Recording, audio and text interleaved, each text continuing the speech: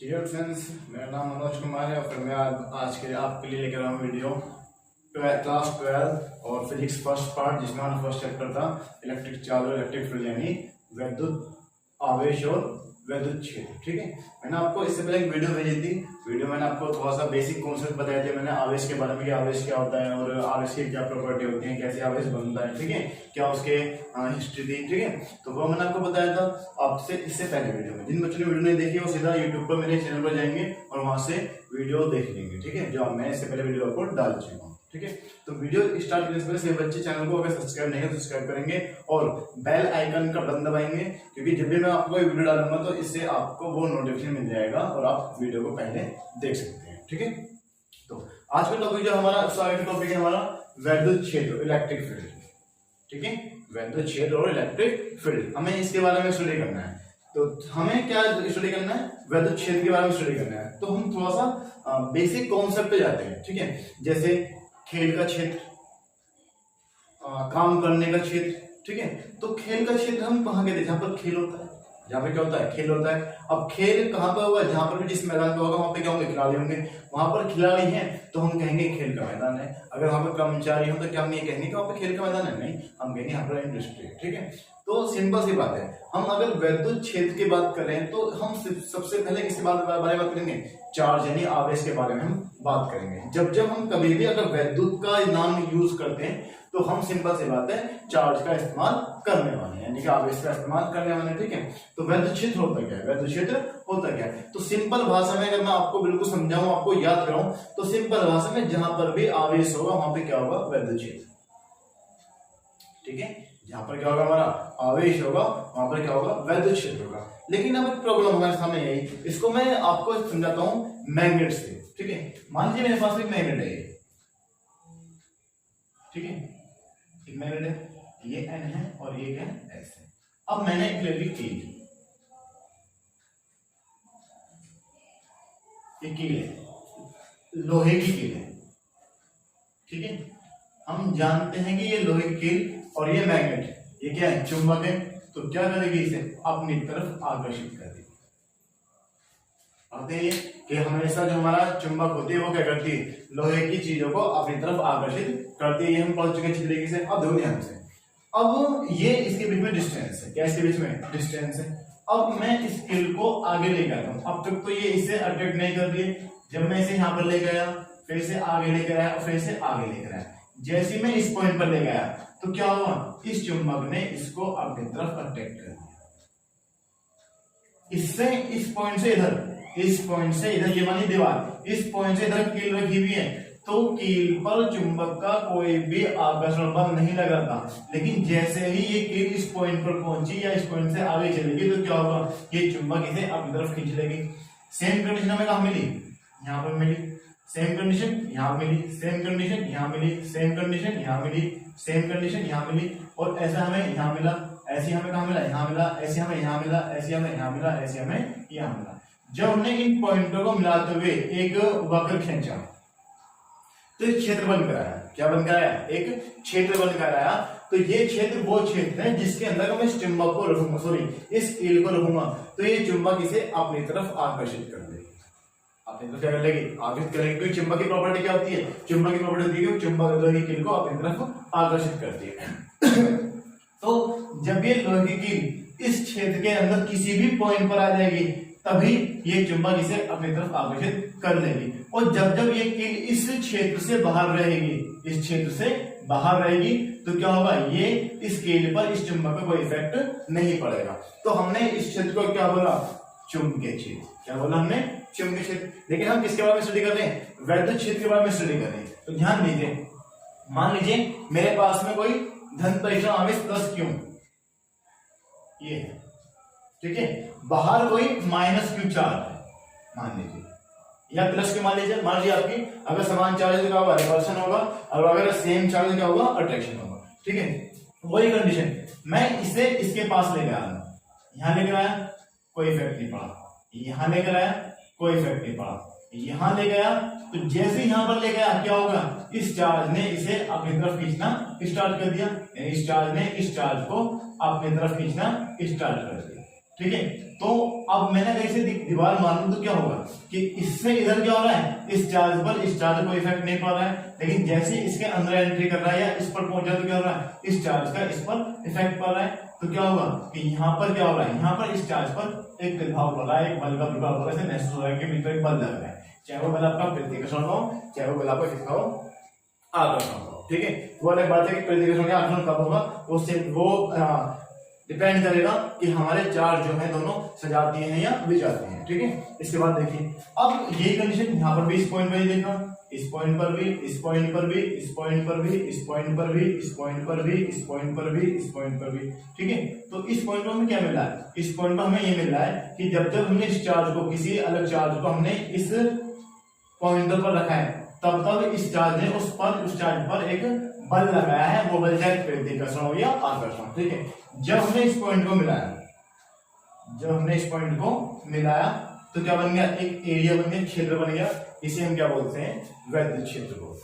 क्या बोलते हैं इसे, वैद्युत क्षेत्र। ठीक है, तो अगर आपने नोट्स बनाया है तो नोटबुक में अपने पास में रखेंगे, तो मैं परिभाषा रिपीट करूंगा एक बार। ठीक है, तो प्रत्येक आवेश के चारों ओर, प्रत्येक आवेश के चारों ओर का वह क्षेत्र, प्रत्येक आवेश के चारों ओर का वह क्षेत्र जिसमें किसी दूसरे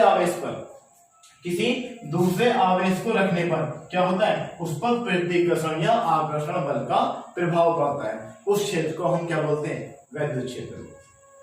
ठीक है, क्लियर है, इससे आसान नहीं हो सकता, बिल्कुल भी बहुत इजी करके मैंने आपको बताया, तो ध्यान से समझ चुके हैं। ठीक है, तो अगर आप वीडियो को बहुत गौर से देखोगे तो आपको बिल्कुल क्लियर हो चुका है कि हम किसे वैद्युत क्षेत्र कहते हैं। ठीक है, सिंपल सी बात है। तालाब किसे कहेंगे, जहां तो तालाब का पानी हो, जहां तालाब का पानी हो नहीं है वहां तो तालाब है, जहां पर सुबह हम मानेंगे तालाब को, यहाँ पे क्या है, तालाब कहां से मानेंगे, जहां पर पानी है उसका। ठीक है, अपने घर के स्कूल का, अच्छा स्कूल किसको मानेंगे, जहां पर स्कूल के बच्चे पहुंच सकते हैं, जहां पर क्या बिल्डिंग हो, ठीक है, जहां पर रूम हो, जहां पर बोर्ड लगे हो, सीटें हो। ठीक है, तो सेम कंडीशन यहाँ पर भी क्या होगी कि वैद्युत क्षेत्र वहां पर होगा जहां पर चार्ज हो, और चार्ज के चारों तरफ का वह क्षेत्र होगा जिसके अंदर किसी दूसरे चार्ज का एंट्री कराने पर उस पर प्रतिकर्षण या आकर्षण का बल महसूस हो। ठीक है, क्लियर, ये बहुत इजी है। इसके बाद देखिए आगे हमारा वैद्युत क्षेत्र की तीव्रता, वैद्युत क्षेत्र की तीव्रता। वैद्युत क्षेत्र की तीव्रता मतलब power of intensity of electric field, intensity of electric field होती क्या, ध्यान से देखिए। ये चार्ज जैसे इसके अंदर एंट्री करेगा, इस क्षेत्र के अंदर जैसी एंट्री करेगा, सिंपल सी बात है, इस पर वैद्युत बल लगेगा, चाहे वो आपका आकर्षण बल हो या चाहे आपका प्रतिकर्षण बल तो लगना है, सिंपल सी बात है। ठीक है, तो यहाँ पर वैद्युत क्षेत्र की तीव्रता क्या होगी कि जितना ज्यादा बल लगेगा उतनी ज्यादा तीव्रता होगी, जितना ज्यादा किसी आवेश पर बल लगेगा उतनी ज्यादा क्या होगी, तीव्रता होगी। यानी चुंबकीय क्षेत्र की तीव्रता यानी कि किसी भी दूसरे चार्ज को अपनी तरफ तेजी से खींचना, पावर से खींचना, बल से खींचना, तेज बल से, तो वो क्या होती है, हमारी चुंबकीय क्षेत्र की तीव्रता होती है। अगर मैं आपको इस परिभाषा बताऊं तो परिभाषा क्या होती है, वैद्युत क्षेत्र के किसी बिंदु पर, वैद्युत क्षेत्र के किसी भी बिंदु पर एकांक परीक्षण धन आवेश पर लगने वाले बल को, एकांक धन परीक्षण आवेश पर लगने वाले बल को वैद्युत क्षेत्र की तीव्रता कहते हैं। ये आपके पास नोटबुक में लिखा हुआ है, आप उसको देख सकते हैं। ठीक है, अच्छा मान लीजिए मेरे पास में कोई धन परीक्षण आवेश क्यू नॉट है, क्या है, मेरे पास में कोई धन परीक्षण आवेश क्या है, क्यू नॉट है, और उस पर क्या लग रहा है, बल लग रहा है एफ, बल क्या लग रहा है, इसके ऊपर एफ लग रहा है। ठीक है, फॉर एग्जाम्पल यहाँ पर मैं इसको लेकर आया था, तो जैसे ही मैं इसको यहाँ पर लेकर आया, प्लस की मैंने मान लिया यहाँ पर लेकर आया, इस पर एक बल लग रहा है। ठीक है, तो अब इस पर वैद्युत क्षेत्र की तीव्रता, वैद्युत क्षेत्र की तीव्रता, ठीक है, क्या होगी, हमने बताया था एफ बटे क्यू नॉट, एफ बटे क्यू नॉट। हम यहां से परिभाषा रखते हैं, एकांक धन परीक्षण आवेश पर लगने वाले बल को वैद्युत क्षेत्र की तीव्रता कहते हैं। सिंपल परिभाषा, जितनी हार्ड परिभाषा नहीं है। दिखाते किससे, इसे ई से दिखाते हैं, तो यहाँ पर ई बराबर क्या होगा, ई बराबर एफ बटे क्यू नॉट, एफ बटे क्यू नॉट, जहां पर क्यू नॉट क्या है, एकांक धन परीक्षण आवेश है, एफ क्या है, बल है, और ई क्या है, वैद्युत क्षेत्र की तीव्रता। तो अगर हमें परिभाषा बनाने करने के लिए तो इसे बोलते हैं एकांक, तो एकांक धन परीक्षण आवेश पर लगने वाले बल को, एफ क्या होता है, बल, तो एकांक धन परीक्षण आवेश पर लगने वाले बल को वैद्युत क्षेत्र की तीव्रता कहते हैं। ठीक है, सिंपल है, इससे ज्यादा और सिंपल नहीं हो सकता। अगर आप और सिंप्लीफाई करना चाहेंगे तो आसान हो जाएगा। और भी ज्यादा क्या कर सकते हैं, सिंपल सी बात है कि ये आपका क्या है, बल है, ये क्या आपका धन परीक्षण आवेश है। ठीक है, कोई वैद्युत क्षेत्र रखा हुआ है, वहां पे कोई बल लग रहा है उस पर, और उस पर क्या है, कोई धन परीक्षण आवेश हो या फिर कोई चार्ज हो। ठीक है, तो उस पर लगने वाला बल जो क्या होगा, वैद्युत क्षेत्र की तीव्रता। ठीक है, या और सिंपल देखिए, जैसे कोई चार्ज के अंदर एंट्री करेगा तो उस पर जो बल लगेगा वो बल कितना है, वही क्या हमारे वैद्युत क्षेत्र की तीव्रता है। ठीक है, सिंपल है, ज्यादा हार्ड सॉरी ज्यादा इजी बिल्कुल नहीं है। आगे देखिए, इसके बाद में हमारा किसी बिंदु आवेश के कारण, सॉरी पहले पढ़ लेते हैं, इसका मात्रक क्या होता है, वैद्युत क्षेत्र की तीव्रता का मात्रक होता है, सिंपल सी बात है, एफ का मात्रक क्या होता है, न्यूटन होता है, आवेश का मात्रक क्या होता है, कूलम। तो इसका मात्रक क्या होता है, न्यूटन प्रति कूलम, न्यूटन प्रति कूलम। ठीक है, याद याद रहेगा, आसान है बिल्कुल। इसके बाद में इसका एसआई मात्रक क्या होता है, सॉरी इसका अगर आपको विमा लिखने तो विमा लिखेंगे, विमा क्या लिखेंगे, इसकी विमा क्या है, ई की विमा, ई की विमा।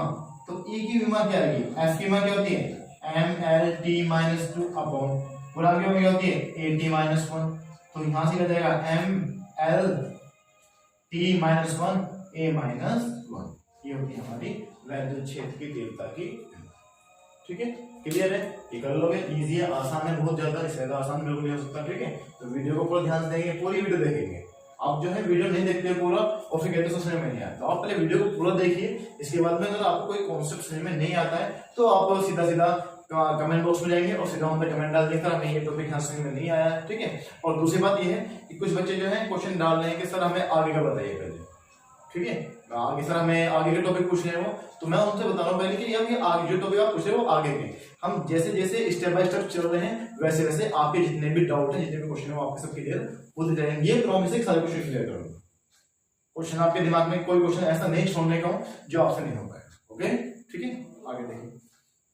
इसके बाद देखिए, जो हमारा एक छोटा डेरिवेशन है कि किसी बिंदु आवेश के कारण वैद्युत क्षेत्र की तीव्रता, किसी बिंदु आवेश के कारण वैद्युत क्षेत्र की तीव्रता। ठीक है, फॉर एग्जांपल मेरे पास में कोई बिंदु आवेश है Q, ठीक है, और मुझे Q0 इस धन परीक्षण आवेश के लिए क्या निकालनी है, वैद्युत क्षेत्र की तीव्रता निकालनी है। ठीक है, मान लीजिए इस पर दोनों के बीच की दूरी कितनी है, R है, दोनों के बीच की दूरी कितनी है, R है, सिंपल सी बात है।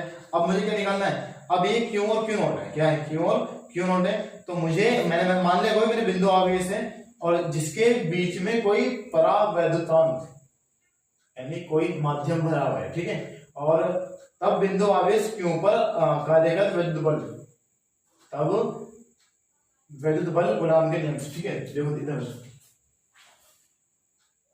ये क्यों से ये क्यों है, क्या है ये क्या है, क्यों है। ठीक है, सिंपल सी बात है, ये प्लस का है, किसका है, ये प्लस का है, और एकांक धन परीक्षण आवेश भी किसका होता है, प्लस का होता है। ठीक है, हम निकालने बिंदु आवेश के कारण, बिंदु आवेश के कारण, बिंदु आवेश के कारण वैद्युत क्षेत्र की तीव्रता का मान निकालना कितना है। ठीक है, तो मैंने मान लिया एक आवेश, एक बिंदु आवेश क्या है, प्लस क्यू है, और एकांक धन परीक्षण आवेश क्या है, वो प्लस क्यू होता है, दोनों के बीच की दूरी क्या है, r। अब बताओ इस पर, ये तो फिक्स है, इस पर बल कहां लगेगा, क्योंकि दोनों कैसे हैं, एक समान चार्ज के हैं, ये भी प्लस का है और ये भी किसका है, प्लस का है, तो क्या होगा, सिंपल सी बात है, रिपल्शन लगेगा तो ये किधर जाएगा, इधर जाएगा, यानी इस पर बल की डायरेक्शन कहां होगी, इधर होगी। ठीक है, बात समझ आ गई। अब अगर मैं इस पर बल निकालूं तो सुनो, आवेश Q0 के कारण वैद्युत बल, ठीक है, सॉरी प्लस Q के कारण Q0 पर वैद्युत बल। ठीक है, क्या जाएगा, F बराबर 1/4 पाई F0 F(r) और Q0 अपॉन R²। ठीक है, हमें क्या निकालनी है, वैद्युत क्षेत्र की तीव्रता। तो हम जानते हैं बिंदु आवेश क्यों के कारण वैद्युत क्षेत्र की तीव्रता, वैद्युत क्षेत्र की तीव्रता। ठीक है, क्लियर है। हम जानते क्या होती है, F equal to E is equal to F upon Q naught होती है। F की वैल्यू कितनी है, 1/4 pi epsilon naught epsilon R Q और Q naught upon are square. ठीक है, अपॉन क्यू नॉट की वैल्यू ये आ गई, यहाँ से ये सही कैंसिल, तो E का मान कितना आ जाएगा, 1/4 पाई एप्सिलॉन नॉट। अगर एप्सिलॉन आर की वैल्यू, अगर परावर्तन क्या है हमारा वायु है, तो तब आर का मान कितना होगा, सॉरी एप्सिलॉन आर का मान कितना होगा, 1 हो जाएगा। तो 1/4 pi epsilon naught q upon are square, q upon are square और इनटू आर वेक्टर।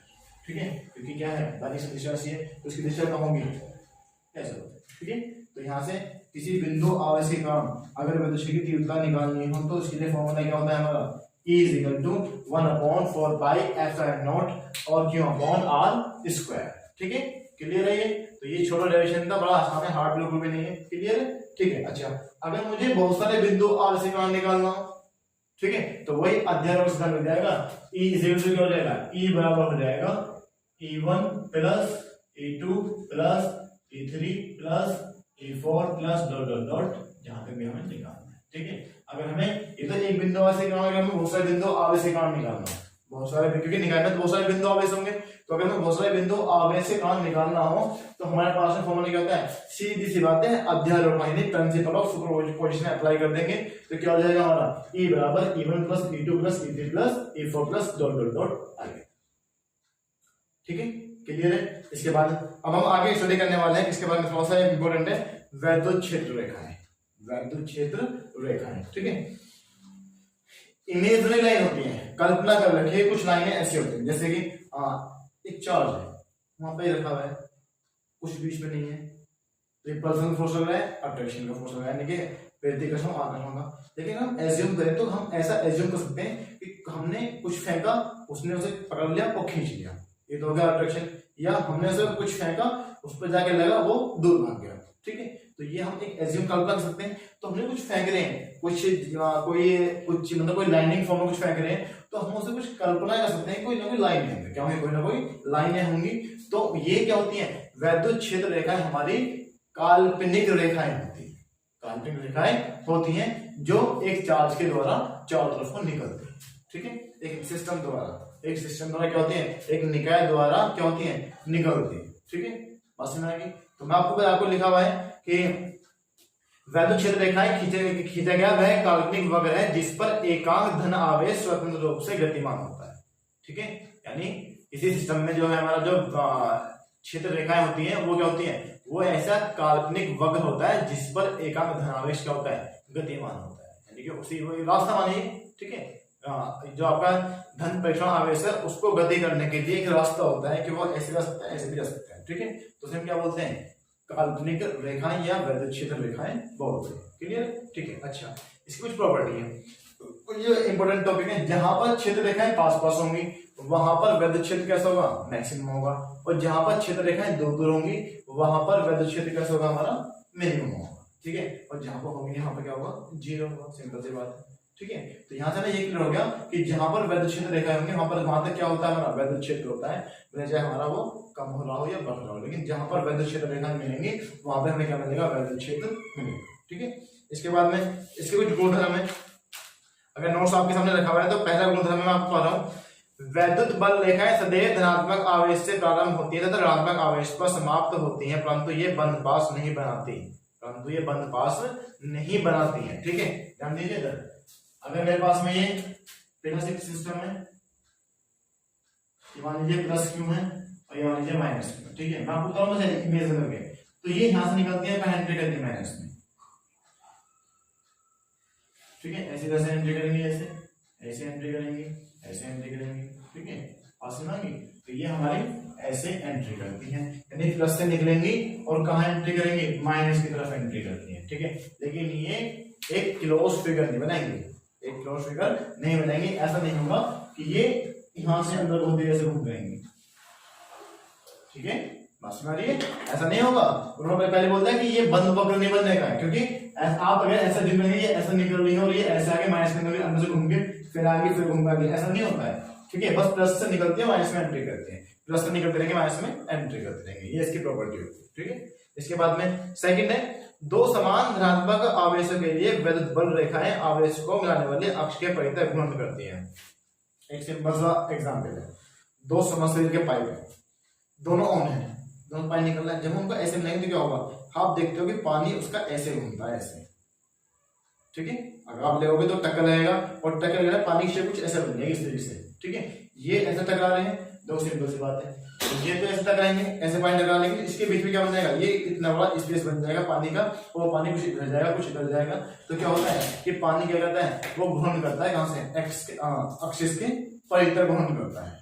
ठीक है, तो सिंपल सी बात है, अगर मेरे पास में एक इधर से रेखाएं आ रही है, प्लस से रेखाएं इधर आ रही है, तो ये तो मिलेंगे नहीं। ठीक है, तो क्या होगा, ये जैसे आपकी रेखाएं ऐसे आ रही है तो ये ऐसे घूमेंगे, ये प्लस ये तो ये ऐसा आ रही है तो ये ऐसे घूम जाएंगे, और सारी ऐसे घूम जाएंगी, तो क्या आएगी, ये अक्ष के परितः। ठीक है, दूसरी प्रॉपर्टी।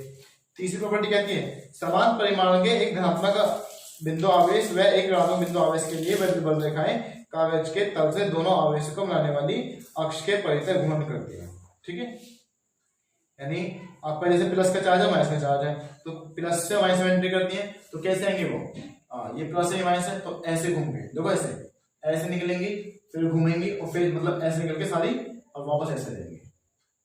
ठीक है, ऐसे निकलेंगे सारी, ऐसे निकलेंगे ऐसे और ऐसे एंट्री कर देंगे। ठीक है, क्लियर है? यानी सिंपल सी बात है, ये सारी ऐसे निकलेंगी और ऐसे आके वापस माइनस कर देंगे। ठीक है, इसके बाद देखिए चित्र में आपको रखा मैंने, डायग्राम लिख करेंगे आप नोट्स में, जिसको नोट्स नहीं मिले वो 8430335235 व्हाट्सएप नंबर पे चले जाएंगे और सीधा वहां से नोट्स इश्यू करा देंगे मेरे से। ठीक है, नंबर 4 प्रॉपर्टी, दो बल रेखाएं एक दूसरे को कभी नहीं काटती। वेरी वेरी इंपॉर्टेंट प्रॉपर्टी है ये, कि कभी भी दो बल रेखाएं एक दूसरे को नहीं काटनी। देखो यहाँ पर बहुत सारी रेखाएं निकलनी है, बहुत सारी रेखाएं निकलनी है। ठीक है, हम कल्पना भी नहीं कर सकते कितनी रेखाएं निकलनी है, लेकिन एक चीज बड़ी कॉमन है, एक चीज कॉमन ये है कि इतनी सारी रेखाएं निकलेंगी लेकिन कोई भी रेखा एक दूसरे को काटने की नहीं है, कि काट के निकल जाए, ऐसे नहीं निकलने की। अगर ऐसा हो गया तो बड़ा मसला खराब हो जाएगा। मसला खराब क्या हो जाएगा, मसला खराब ये हो जाएगा कि यहाँ पर क्या हो जाएंगे हमारे पास में, एक पॉइंट ये है, एक पॉइंट एक रेखा निकलेगी, तो इस पॉइंट पर विद्युत क्षेत्र की दो दिशाएं आ जाएंगी, विद्युत क्षेत्र की दो दिशाएं हो जाएंगी, और ये फिजिक्स प्रैक्टिकली क्या है, असंभव है कि हम एक पॉइंट पर विद्युत या एक बिंदु आवेश पर या कहीं पर भी हम विद्युत क्षेत्र की दो दिशाएं निकाल पाना असंभव होता है।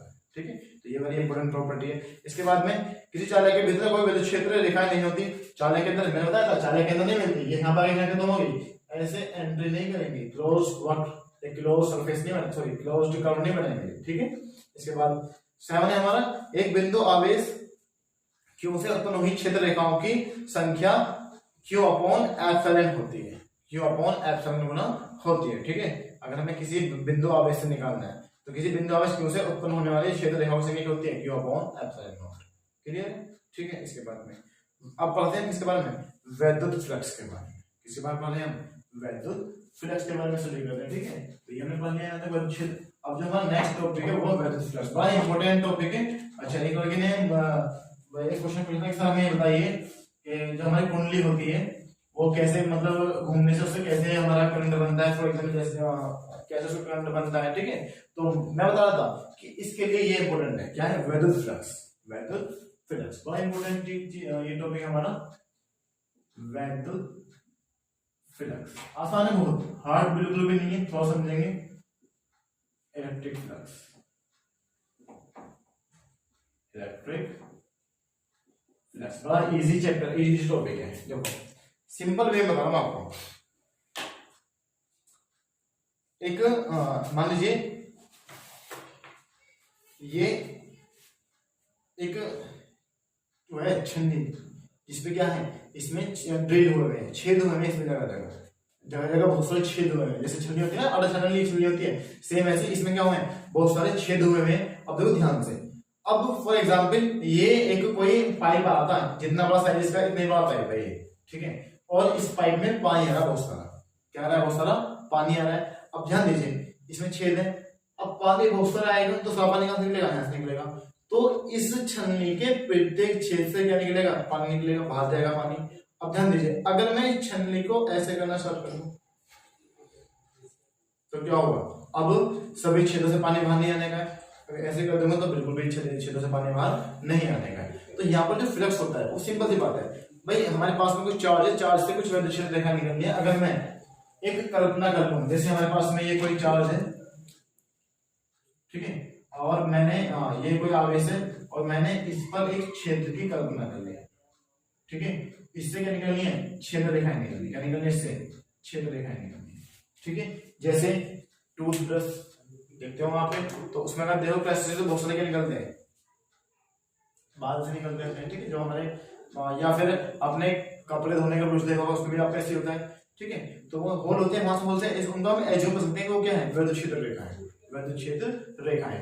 तो सिंपल सी बात है, वैद्युत फ्लक्स होता क्या है, किसी काल्पनिक पृष्ठ से, किसी काल्पनिक पृष्ठ से, वैद्युत क्षेत्र में स्थित किसी काल्पनिक पृष्ठ से निकलने वाली वैद्युत क्षेत्र रेखाओं की संख्या को, वैद्युत क्षेत्र रेखाओं की संख्या को वैद्युत फ्लक्स कहते हैं। इसे फाई ई से दिखाते हैं, किस दिखाते हैं, इसे फाई ई से। अगर मैं आपको इसको बड़ा सा एग्जांपल में दिखाऊं तो मान लीजिए ये हमारा क्या है, एक पृष्ठ है, ठीक है, मैंने ये एज्यूम कर लिया क्या है, ये पृष्ठ, ठीक है। अब यहां से क्या निकलनी है, क्षेत्र रेखा निकलनी है ऐसे,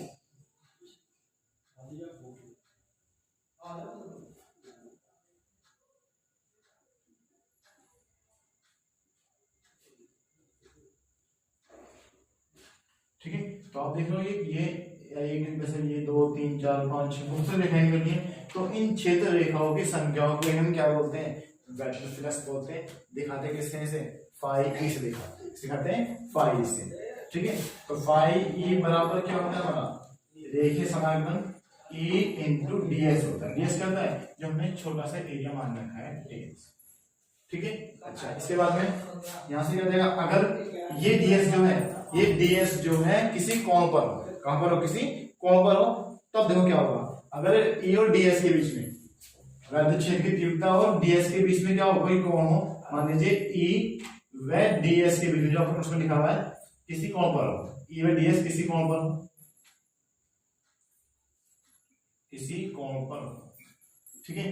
तो हमेशा हम उसे जब x एक्सिस में लेकर आएंगे तो ds क्या जाएगा, ds cos थीटा आ जाएगा, क्या आएगा, ds cos थीटा, तो cos थीटा ds, देखो ध्यान से, फाई e बराबर क्या जाएगा, e क्या जाएगा, ये ds cos theta, ds cos theta, ये कांस्टेंट है, ये कांस्टेंट है, तो ये क्या जाएगा हमारा e, और ये जाएगा cos थीटा, और ds क्या जाएगा हमारा, ds का इंटीग्रल क्या होता है, s होता है, क्या होता है, s। तो यहां से हमारे पास में फॉर्मूला क्या बनेगा, फाई e बराबर e s cos theta, e dot s cos theta, ठीक है। ये हमारा क्या होता है, फॉर्मूला होता है किसी भी वैद्युत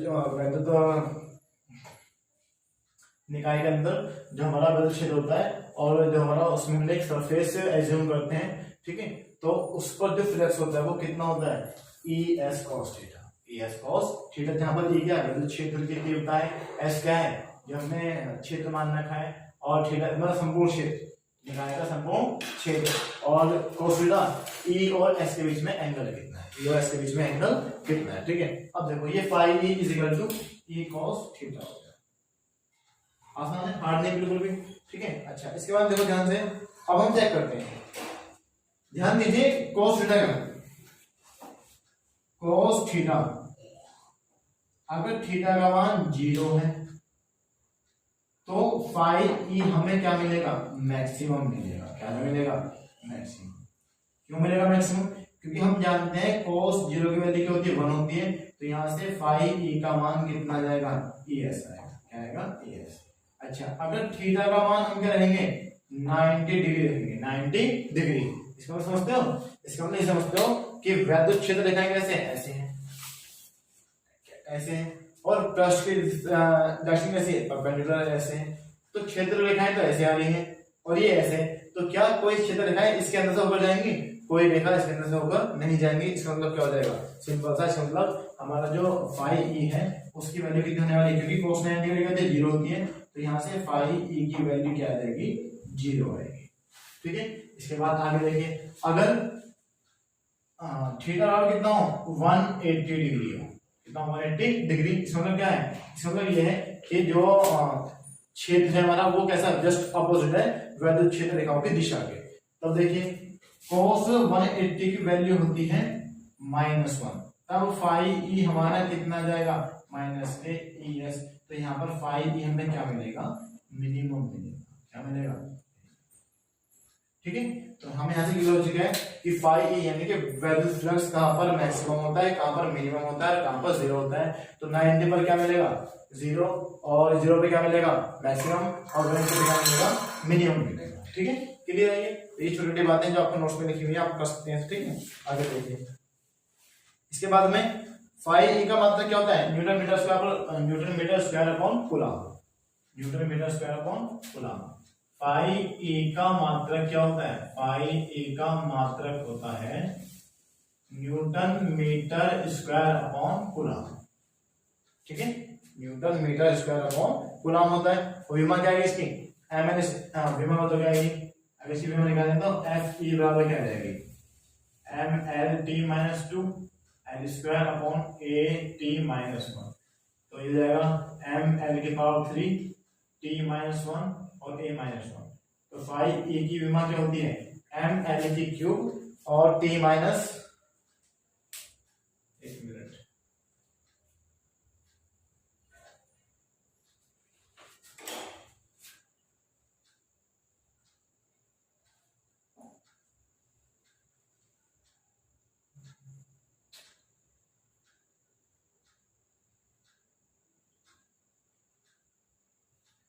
mL/2 एल स्क्वायर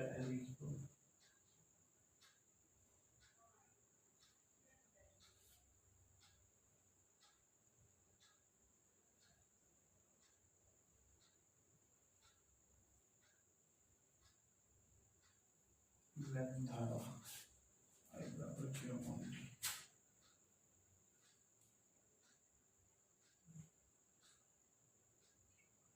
सॉरी, ये एक होता है कूलम का। ठीक है, तो कितना आएगा, -3 a-1। तो फाई की वैल्यू क्या थी हमारे, mL स्क्वायर d-3 a-1।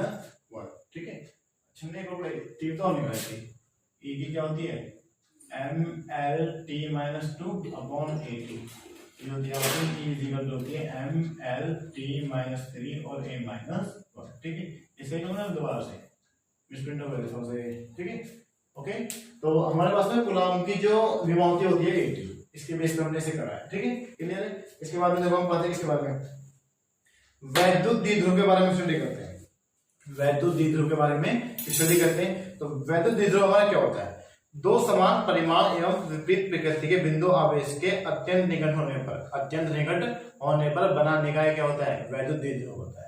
यानी कि मेरे पास में दो समान परिमाण के विपरीत, समान परिमाण है उनका, लेकिन विपरीत प्रकृति है। कैसी विपरीत प्रकृति है, और वो दोनों बिल्कुल पास पास में है, तो उनसे जो हमारा निकाय बनेगा उनसे क्या बोलते हैं, वैद्युत द्विध्रुव बोलते हैं। क्या बोलते हैं उसे, वैद्युत द्विध्रुव बोलते हैं। ठीक है, तो देखो जैसे HCl, ठीक है, बहुत पास होते हैं, ये प्लस और ये माइनस बहुत पास में होते हैं, तो ये क्या होता है, हमारा वैद्युत द्विध्रुव होता है। या फिर हमारे पास एक एग्जांपल है H2O, यानी क्या होता है, H प्लस OH माइनस। ठीक है, और CH4 क्या होता है, CH4। ठीक है, ये भी क्या होता है, बिल्कुल पास पास होते हैं। तो ये निकाय हमारे क्या होते हैं, सारे इन्हें बोलते हैं वैद्युत द्विध्रुव। क्या बोलते हैं, वैद्युत द्विध्रुव बोलते हैं। ठीक है, क्लियर है। इसके बाद में नेक्स्ट स्टडी का हुआ वैद्युत द्विध्रुव आगमन। वैद्युत द्विध्रुव आगमन बड़ा इंपॉर्टेंट है। इसके बाद में हम डेफिनेशन करेंगे कुछ इंपॉर्टेंट डेफिनेशन। तो वैद्युत द्विध्रुव आगमन क्या होता है, किसी वैद्युत द्विध्रुव का आगमन उसके किसी एक आवेश के परिमाण तथा आवेशों के बीच की दूरी के गुणनफल के बराबर होता है। इसे P से दिखाते हैं। ठीक है, जैसे मैं आपको दिखाऊंगा अलग से थोड़ा सा। दो सिस्टम है मेरे पास, दो निकाय हैं, दोनों विपरीत प्रकृति के। ये हमारा माइनस क्यू है, ये हमारा प्लस क्यू है, और दोनों के बीच की दूरी कितनी है, 2 है। कितनी है, 2 है। तो द्विध्रुव आघूर्ण क्या कहता है, द्विध्रुव आपको दिखाते हैं किससे, पी से। वो ये कहता है कि इन दोनों में से किसी एक चार्ज का परिमाण ले लिया और इन दोनों के बीच की दूरी के गुणनफल के बराबर होता है। यहाँ से P इक्वल टू 2a होता है, P इक्वल टू 2a होता है। ठीक है, क्लियर है, पक्का। इसके बाद में अब यहाँ से इसका मात्रक क्या होता है, कूलॉम मीटर। P का मात्रक क्या होता है, P का मात्रक होता है कूलॉम मीटर। ठीक है, C क्या है कूलॉम, M क्या है मीटर। और P की विमा क्या होती है, P की विमा होती है हमारी कितनी होती है, P की विमा, P की विमा होती है हमारी ATL या ALT। ठीक है, ATL या ALT। ठीक है, ये क्या होती है इसकी विमा। क्लियर है। तो ये हमारा वैद्युत द्विध्रुव आघूर्ण है। वैद्युत द्विध्रुव आघूर्ण फिर मैं एक बार बता रहा हूँ कि ये होता क्या है, ये एक मतलब मान लीजिए कि एक ये मेजरमेंट है। वो कब है कि हमारे पास में एक द्विध्रुव है, उस द्विध्रुव में हमें पता है कि क्या है, दो डिफरेंट नेचुरलिटी के और सेम मैग्नीट्यूड के क्या होते हैं, चार्ज होते हैं। यानी कि मेरे पास में समान परिमाण के आवेश और विपरीत प्रकृति के आवेश होते हैं। ठीक है, तो एक प्लस का होगा माइनस का होगा, सिंपल सी बात है। और दोनों के बीच की दूरी यहाँ पर कितनी है, 2a। तब वैद्युत द्विध्रुव आघूर्ण क्या होगा, हमारा वैद्युत द्विध्रुव आघूर्ण होगा कि उस आवेश का परिमाण मल्टीप्लाई उन दोनों के बीच की दूरी के गुणनफल को हम क्या बोलते हैं, वैद्युत द्विध्रुव आघूर्ण बोलते हैं, जो कि आपको यहाँ पर लिखा गया है। ठीक है, इसका मात्रक क्या होता है, कूलॉम मीटर होता है। और P की विमा कितनी होती है, ALT या ATL। ठीक है, बात समझ आ गई। इससे जो नेक्स्ट वीडियो आपके लिए आएगी, उस नेक्स्ट वीडियो में हम जितने भी डेरिवेशन इस चैप्टर के, इस चैप्टर के, वो सारे करने वाले हैं। ठीक है, तो इसको करने से पहले मैं आपसे फिर एक बार कह रहा हूं कि आप पहले इस चैप्टर को यहां तक आप रिवाइज कर सकते हैं। इसके बाद जो आपकी नेक्स्ट वीडियो आएगी उसमें हम सभी डेरिवेशन करेंगे और इन डेरिवेशन में सारे बेसिक कॉन्सेप्ट यूज होंगे। अगर आपको ये याद होगा तो डेरिवेशन 100% हमारे लिए बहुत ईजी होंगे, और अगर आपको ये याद नहीं है तो कोई भी ईजी नहीं है। ठीक है, और समझ में आ रही है, क्लियर है। तो अगर अब तक आपको कोई समझ में नहीं आता है तो बिल्कुल बेवकूफ होकर आप मेरे नंबर पर या फिर आप इस कमेंट बॉक्स में टॉपिक डाल दें, सर ये टॉपिक हमें समझ में नहीं आया, हमें ये समझा दीजिए। ठीक है, क्लियर है। ओके, वीडियो को लाइक करेंगे, शेयर करेंगे, आगे भेजेंगे और अच्छे लगे तो थैंक यू। ठीक है, समझ में आ रही है। Okay, thank you.